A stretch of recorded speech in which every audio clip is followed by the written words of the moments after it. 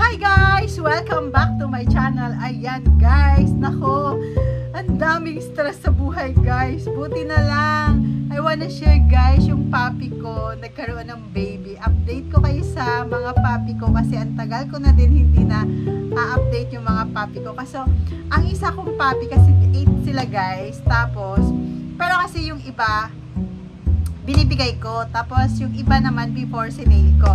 Ngayon, binibigay ko na siya. Tapos, guys, update ko kasi nanganak yung isang papi ko. Tapos, guys, sobrang cute. Kaso lang so sad. Kasi yung dalawa, namatay siya. Hindi nila kinaya. Nakalimutan nilang huminga. Charot. Nakalimutan nilang huminga. Sabi ko sa inyo, walang perfect sa mundo talaga, guys. Sabi ko sa inyo, walang perfect. Parang vlog ko lang, walang perfect. So, share ko sa inyo guys, yung si Cassie ko, pero kasi accidentally na pregnant yun doon sa pamangkin ko kasi nga, hiniram niya yung papi. Tapos, bigla siyang nabuntis. So, tapos ang laki-laki ng tummy niya last time, hindi ko nga lang siya nakuna nung ano, basta pakita ko na lang sa inyo yung mga papi, yung mga babies niya na super cute. Tapos, pero nakakatuwa siya kasi mag-alaga. Yung nililinis niya talaga yung mga papi niya. Tapos yun lang guys yung ma-update ko sa inyo. Super cute yung mga papi ko. And then, paano ko ba? I-share ko din ba? Hindi na muna. Later na lang natin i-share yun. So, basta guys, papakita ko sa inyo yung papi ko. Napakaganda. Napaka-cute. Super cute. Kaso nga lang, may mga may-ari na siya. Naka-ready na siya. So, hindi rin kasi ako nag-stay ng super dami kasi baka mamaya hindi ko talaga kayang alagaan kasi 'di ba pag sobrang dami mo ng papi as in magastos talaga siya guys. Hindi kasi kahit nga 2 lang, so kailangan kapag may papi kayo or talagang may alaga kayo mga aso ganyan, so kailangan yung pagmamahal niyo nandoon kasi para din silang mga tao na parang mahal mo din dapat yung isang yung alaga mo kasi hindi lang yung para sabihin yung para sa pet lang talaga, parang pang pet lang. Hindi guys, so kailangan nyo maglaan kayo ng pagmamahal dun sa mga alaga nyo at time kasi gusto rin nila, kinakausap mo sila, kailangan may pagmamahal ka sa kanila, hindi yung parang alaga mo lang na parang pet mo lang siya, hindi guys. So kailangan magbibigay ka talaga sa kanila ng time. Tapos yung kasi 'di ba, kailangan kapag nagkaroon ka ng papi, mag-ready ka na kasi alam mong magastos talaga yung papi. Hindi lang yung parang akala mo pet lang na magastos talaga siya, hindi yung parang okay lang ganon, iiwan mo lang siya, hindi pwede yung ganon kasi kailangan yung mag-ano ka na nakapagkakain ka sa restaurant na gusto mong pasukan na restaurant, hindi mo mapapasukan kasi may bawal na restaurant yung sa papi, diba? Depende sa restaurant kung allowed yung papi or hindi kasi yung iba kasi bawal, diba, sa loob yung papi. So kailangan doon mag-ready ka na ng gano'n na pag may dala kang papi, bawal ka pumasok doon sa pinapasukan mo before. Kung makakapasok ka doon before kapag dala mo yung papi mo, hindi na ngayon kasi diba yung iba kasi ayaw, bawal. So ganun yun guys. So kailangan be patient talaga sa mga papi natin, sa alaga natin. Basta wag niyo lang silang gawin ng pet lang. Gagawin niyo sila ng parang may pagmamahal talaga kayo. Kasi nga, nakakatanggal din ng stress yung mga aso na yan, yung mga alaga natin. So, ayun, pag nababaliw-baliw ka, na wala kang kausap, may kausap ka, 'di ba? Or naiwan ka ng boyfriend mo, may kausap ka pa din, 'di ba? 'Di ba ganoon? So, kapag may naiinis ka, nai-stress ka sa buhay mo, sobrang naiinis ka, may kausap ka, 'di ba? Pag mga gano'n na mahilig ka mag-alaga, at least kung wala kang kausap sa sarili mo, at least pag uwi mo may kausap ka at may magsasalubong sa iyo. 'Di ba? Kasi sa atin, yung papi pag dumating ka, sobrang super love ka nila, tapos parang nagiging talaga sila na talagang sumasalubong sila sa iyo. Like yung iba kunwari may anak ka, may ginagawa, hindi sasalubong sa iyo kaagad. Ang papi nakaabang na sa iyo sa door mo. Kapag alam mo palang parating ka pa lang, alam na nila na nandiyan ka na. Super talagang sila.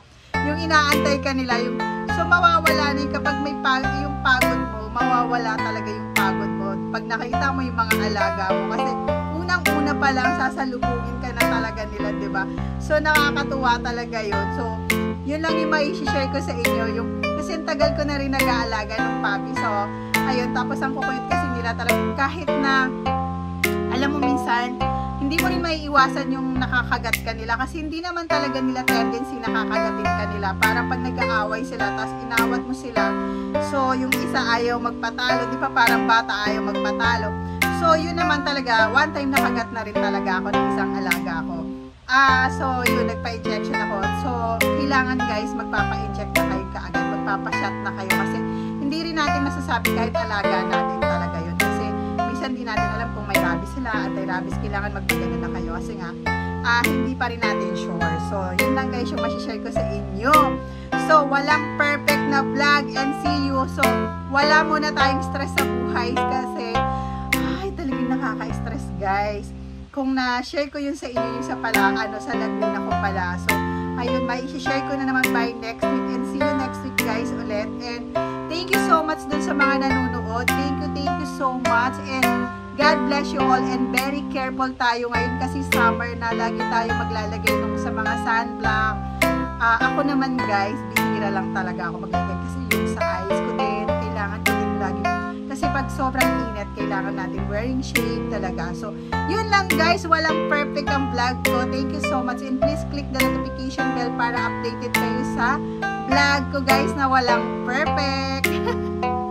See ya guys and thank you, bye!